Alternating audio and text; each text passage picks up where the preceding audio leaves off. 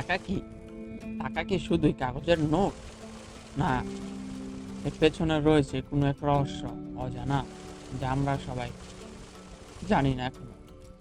টাকা আমাদের জীবনে প্রতিটা মুহূর্তেই খুব গুরুত্বপূর্ণ, কিন্তু কেন, কি ভেবেছেন এই টাকার ইতিহাস কেমনে শুরু হয়েছে?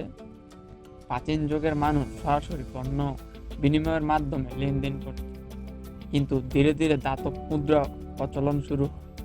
সোনা, রূপা এমনকি তামার মুদ্রাও ছিল লেনদেনের প্রধান মাধ্যম। আমরা বাংলাদেশের ইতিহাস থেকে জানতে পারি মুঘল আমলের রূপার মুদ্রা আর ব্রিটিশ আমলের কাগজের নোট।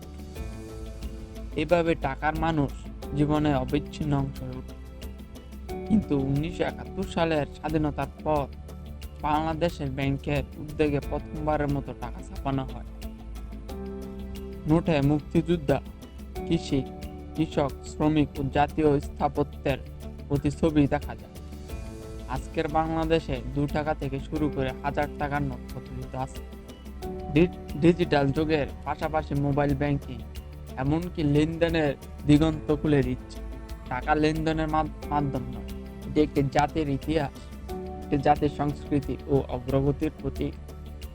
বাংলাদেশে টাকা তাই আমাদের দেশের গৌরব ও পরিচিতি বহন করে।